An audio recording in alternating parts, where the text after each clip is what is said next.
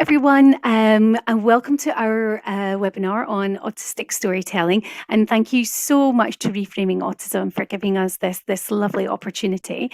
We'd like to introduce ourselves, let you know who it is that you're speaking with today. My name is Marion McLaughlin. I am the CEO at Autism Understanding Scotland. I'm a late diagnosed autistic woman. I was diagnosed formally identified 3.5, nearly 4 years ago. And I'm also a professionally trained storyteller. So a long time ago, I used to work for a children's library where I was trained in how to do storytelling. And I have a background in teaching as well, where I spent an awful lot of time storytelling to my classes and training other teachers how to do storytelling as well. Hello, Flick. Would you like to introduce yourself? Hiya, I am Felicity, or Flick Goodhall, and I'm the Senior Autism Practitioner at Autism Understanding Scotland. Like Marion, I'm also was late diagnosed autistic. I didn't get my formal diagnosis until earlier this year. And writing has always been really important to me, actually. I used to write a blog about sort of autism and having an autistic family. And I've written a couple of different novels now.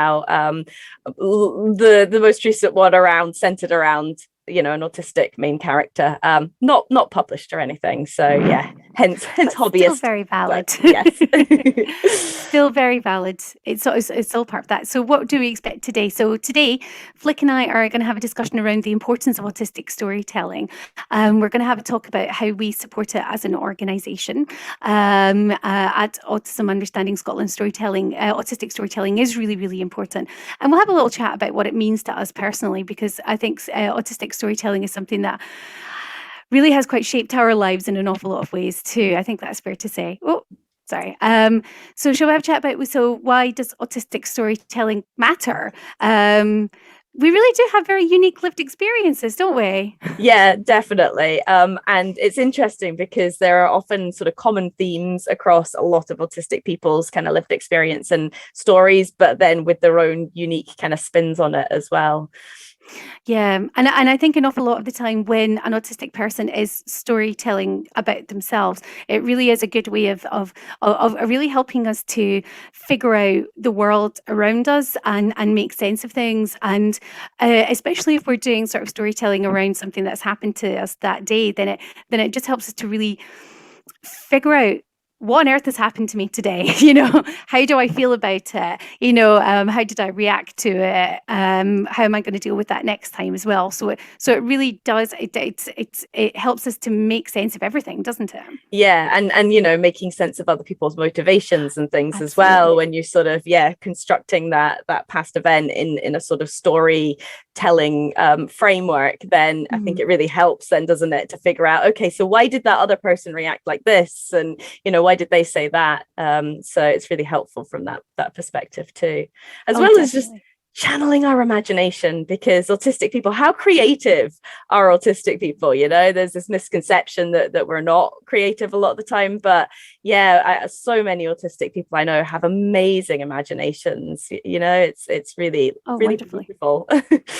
I mean, one of the things that we do as an organisation is organise Autistic Pride annually. And for a couple of years before the pandemic, we were able to put on the art displays with some really beautiful artwork by autistic people, including your good self, Flick. And it was this wonderful way of dispelling that myth. And I think autistic storytelling is another way of doing that. If you're reading anything by autistic people or seeing something that they've created, it's really difficult to argue that we don't have an imagination after you see that.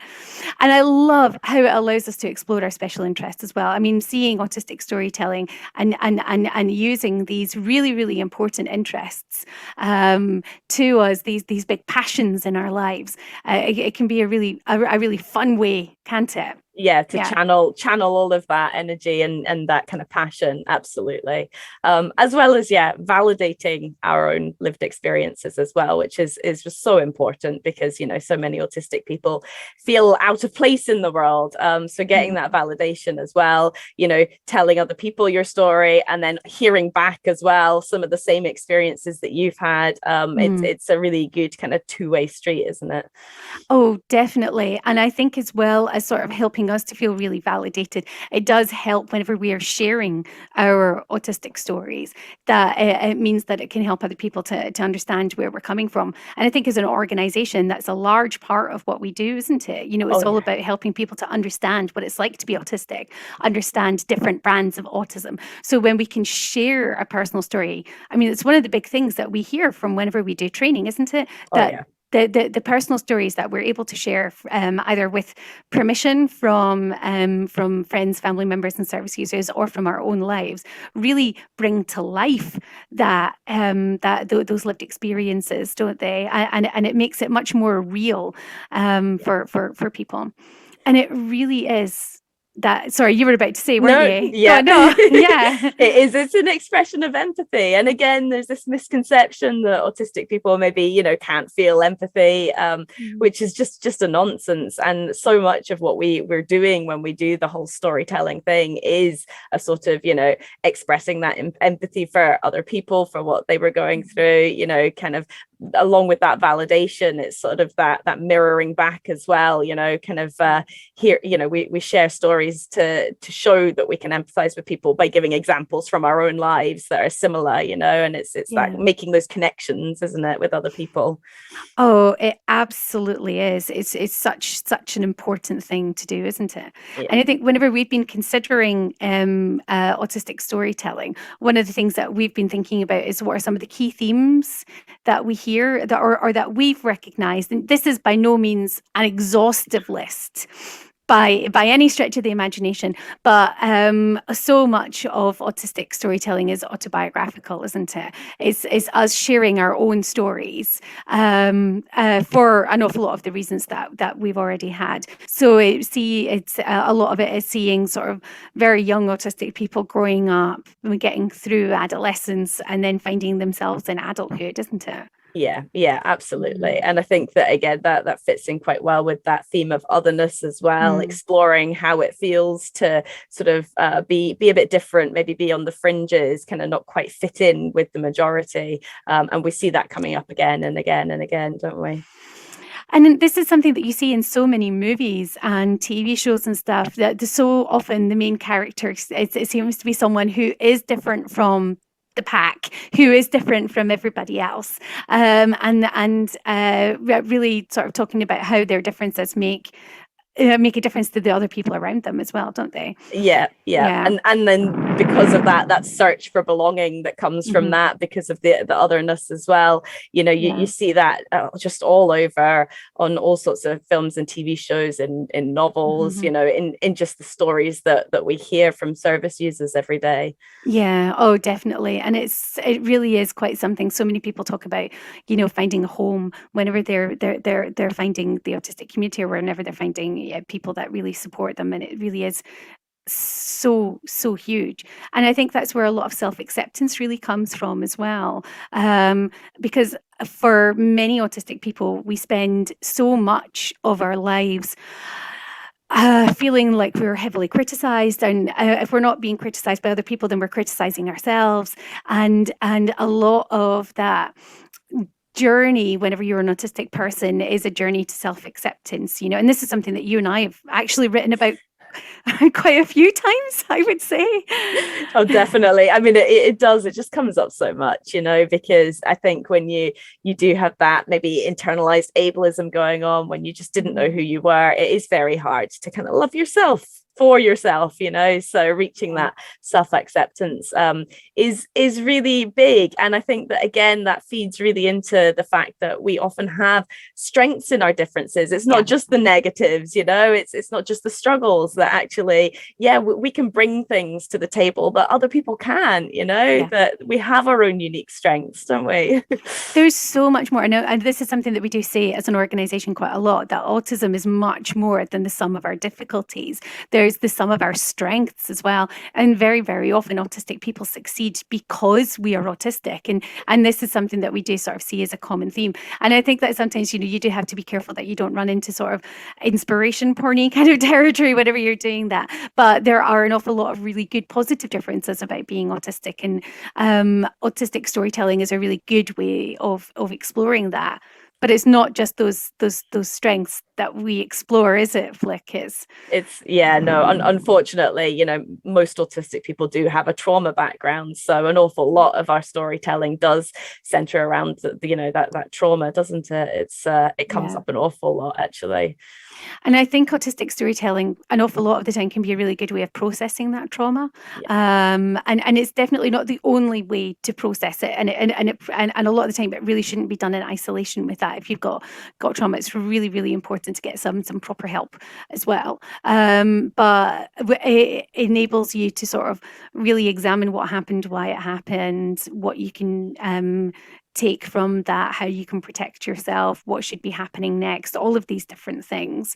And I think as well, whenever you're able to read about other people who have had really similar experiences to you, again, that goes back into that validation, doesn't it? It's not just me that's experienced things. Yes, I'm not alone, actually. There's a whole community of people who have these very similar experiences to me, and that's really important.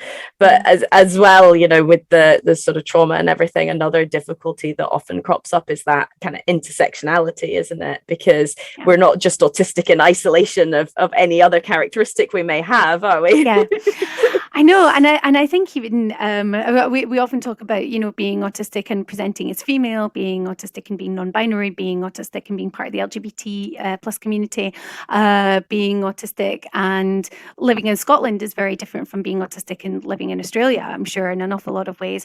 We do quite a lot of work with the BEME community as well, and there's a huge amount of intersectionality there. And whenever you're looking at the cultural expectations, all of these things are really, really important. So I think that it's very important that there's a space for autistic people to be talking about this intersectionality. What is it? Sorry, go on, Flick. I was just going to say, and also the fact that, you know, through storytelling, we can demonstrate this intersectionality, because for so long, you know, there was a very stereotypical view of what an autistic person looks like. You know, it's that sort of white middle class boy, and anybody who didn't fit into that mold wasn't recognized as autistic. Whereas I think it is largely through that storytelling that we are starting to recognize and see a wider recognition that autistic people come in all different kind of forms, you know, all across the world, and actually we're not just that one stereotype. That's just the one stereotype that's been most studied. Yes. That's it. Yeah, and I think the more that we have that storytelling about the intersectionality of autism and all these other aspects, the better our understanding of autism really is, isn't it? You can't understand autism without exploring intersectionality. Yeah. But we also had to think about how autistic people actually go about sharing our stories as well, because there's an awful lot of different ways. If my computer will move on to the next slide. There we go. I know, it's nice whenever it works. So many autistic children that we've worked with at our organisation do love to narrate the day's events to ourselves. And we've had some parents say, I don't need to ask my child how their day was. They go up to their room, they'll narrate the day. I can sit outside and I can hear what happened. But sometimes narrating the day's events to ourselves or just to others, you know, just sitting down with our partners at the end of the day, sometimes that is autistic storytelling. To be honest, that's our sharing our lived experience, isn't it? It is, yeah, it absolutely is. Sort of narrating them, sharing them with other people, and then also retelling familiar stories as well, but often with our own little twist, you know, because we have that sort of creative flair as well quite often. So there'll be that slight difference or that slant, or, you know, that way of viewing something seemingly familiar through a different lens. I do know a certain young autistic chap who will really enjoy maybe a movie or a TV show and then ask their parents to write out the story, but with their own spin on it quite a lot. And it really is quite joyful that they get to read back their own work. And it's not just Operation Ouch, which is a popular TV show for kids. It's their version of Operation Ouch. It's their story that's based around this, and it's so much fun. I think that's a really important thing about it, is sometimes autistic storytelling can just be an awful lot of fun, can't it? Oh yeah, definitely. I think that we get lots of enjoyment from it. I mean, it makes sense, you know, that kind of evolution from telling stories around a fire or something. I think humans in general have a really strong instinct to do so. And then for autistic people, sort of again, in the way that we share personal stories to empathize with people, as we said earlier, that's often how we show, yes, I understand where you're coming from. I've experienced something similar. Look, here's my personal story to share with you. I'm on your wavelength. Yeah, it's a way of connecting with other people, Oh, definitely. And I think written print materials is really important as well. I don't know how many books you have that have been written by or had autistic input in your house. I have a lot. Yeah.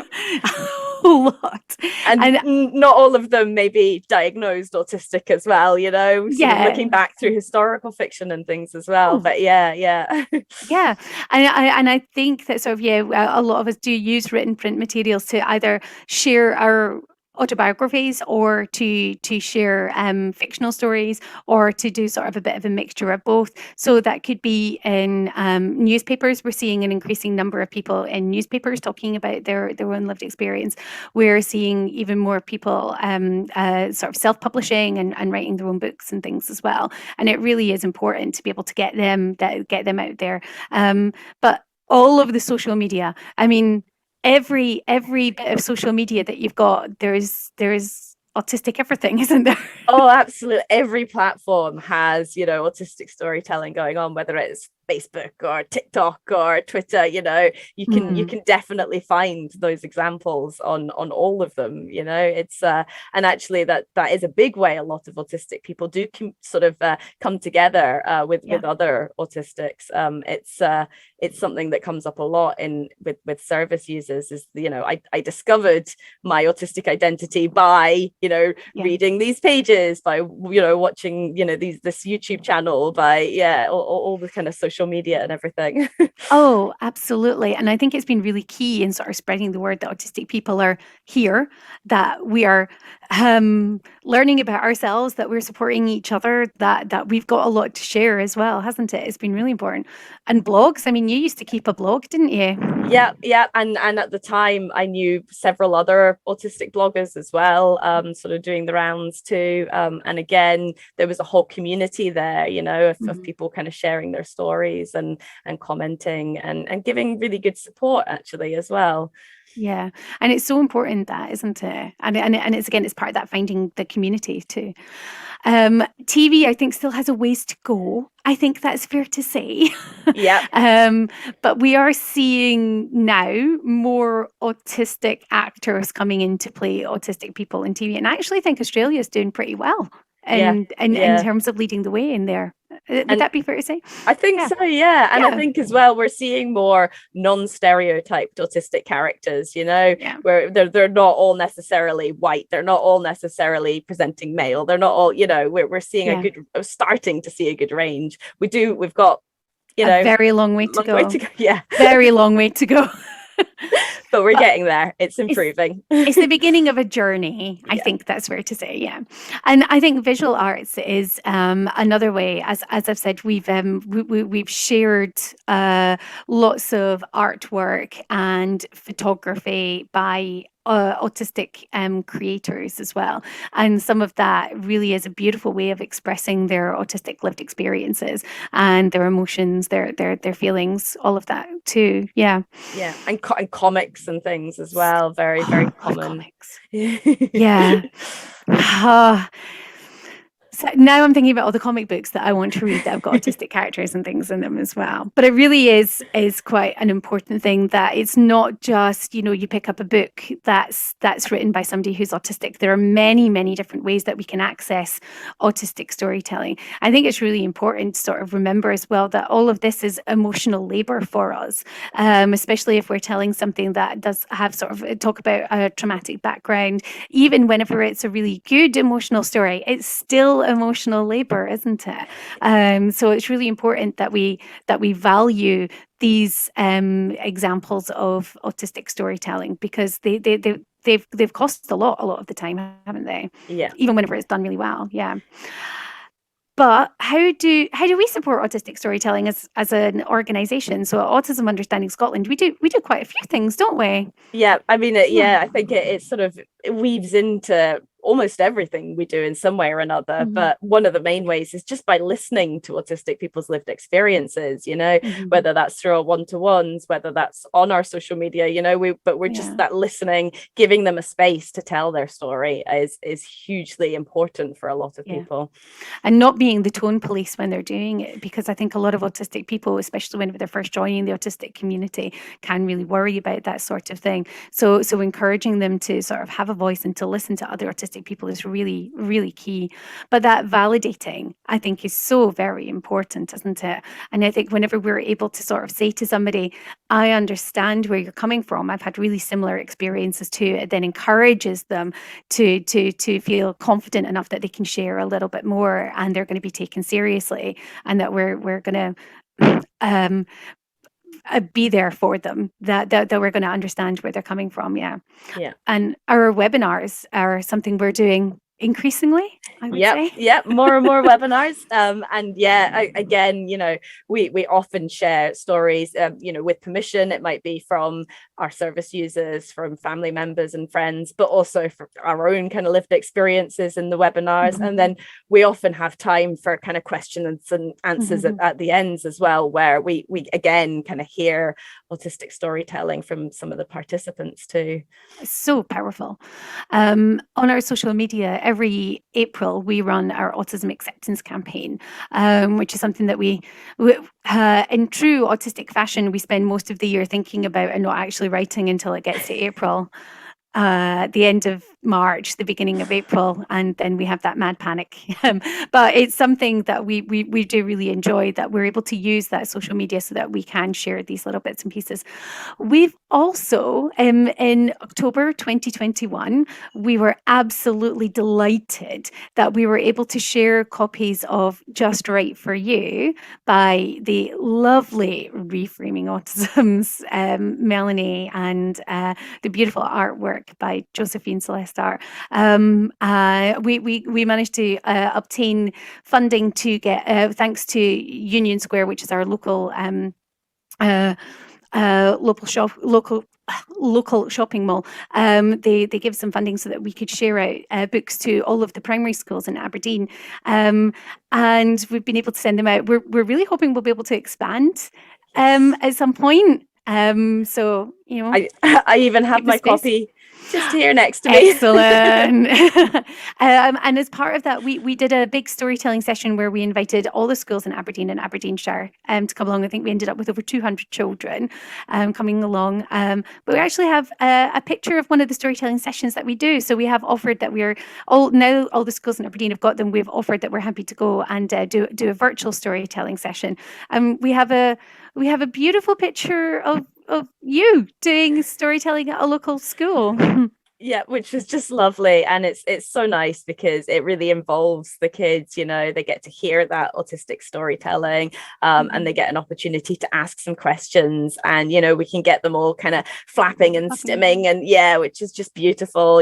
Classroom full of kids, and I think that that's really important as well, because it gives them a sort of easy way, an easy way into the topic of autism, a sort of good way to actually discuss it and understand and empathize. So it's really beautiful, and it's normalizing those autistic lived experience, those autistic expressions, isn't it? Which is really nice. And I have to say, sort of seeing so many children sitting flapping their hands all together with each other, moment I will never forget. But autistic storytelling, I think it's fair to say, has shaped both of our lives quite a lot. How would you say it's? I mean, as your blogging has been enormous for you, and your writing. Yeah, absolutely. And writing about autistic characters has allowed me to explore my own autistic lived experience, as well as some family members and friends, and it's a really good opportunity to think about the sort of common experiences, think about some of the ways in which we differ, and just really, explore a lot of those themes that we've already sort of spoken about today. Yeah, and I think I remember as sort of growing up, and there were a lot of autistic coded characters that you might see in sort of TV and movies. Autistic coded superheroes in particular for me were an absolutely enormous thing. Autistic coded characters in Star Trek, for example, for myself were absolutely huge. And seeing these characters trying to make sense of the world around them was something that I could very, very much identify. Trying to understand these human beings, which just seemed to baffle them on so many occasions, and then seeing the humans, seeing these non-autistic people trying to explain where they're coming from to the autistic coded characters really was enormous. And I think it was whenever I was searching about whether or not I was autistic and trying to learn about my autistic family members as well, being able to read work by other autistic people was the first time I actually felt heard in my life on a really deep emotional level in a way that I'd never done before, which was a really profound experience, I think. It is. It's just when you've spent your whole life, kind of feeling like you're maybe missing something, feeling a bit like an outsider, just sort of being confused by a lot of your day-to-day interactions, kind of getting that validation and sort of seeing your experiences on screen or in print is just it's so profound. It really is.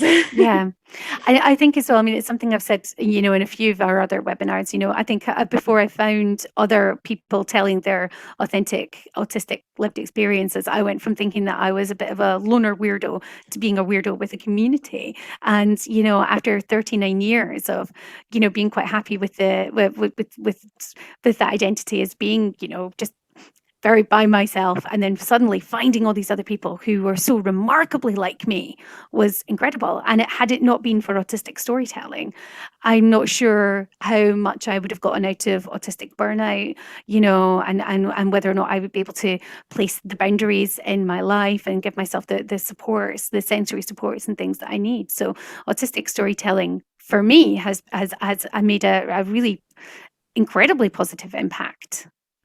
Yeah, it can be life-changing, genuinely. We probably wouldn't be here without it, to be honest, would we? No, I don't think so. Not doing this job anyway. So we have a couple of places that Felicity and I have done some of our own autistic storytelling for anyone who might be interested. So Autism Understanding Scotland is the website for our organisation, and on there we've got lots of information about what it's like to be autistic, and we do share quite a few examples of our own autistic lived experience. And the other one, Flick? The Different Minds campaign as well that the Scottish Government has been running, and they have a lived experience section as well on their website, don't they, which is really, really good, because that gives anybody who wants to access it the opportunity to go and actually read those autistic stories, and sort of really listen to our lived experiences. And I'm hoping that there'll be another one up from me in January 2022. Once I managed to finish writing my own autistic storytelling bit. So there we go. But as an organisation, we always love putting in some key takeaways. I think it's the primary teacher in me. But we really want people to realise that autistic storytelling is a vital tool. It really is an incredibly important thing. And for anybody who is working in the sector, for anybody who's supporting autistic people, for anybody who is autistic, for anybody who has autistic family members, friends, loved ones, really is very, very important, isn't it, Flick? Yeah, absolutely. And it promotes that self-acceptance and validation, as we've discussed. It really does. It's so important. Yeah, and there are so many different mediums in which it's done, so there is going to be a way that's going to suit everybody. So if you prefer watching videos, if you prefer prefer something that's like 15 seconds long, if you prefer something that's sort of short, sharp, bullet pointed, if you prefer great big blocks of text, if you prefer something really visual, there is a way that you can access autistic storytelling, because as a community, we're so diverse. There's so many different ways that we want to share these stories too. Yeah, absolutely. And it does mean different things to different autistic people, that storytelling, what we get from it. But I think common to all of us is just how important it actually is to our lives. Absolutely. Well, we want to thank everybody so much for coming along, and for listening to Felicity and I today. We've had tremendous fun having a think about how much storytelling really means to us. We hope that it means an awful lot to you too. And thank you for your attention. Yeah. Thank you. Bye now.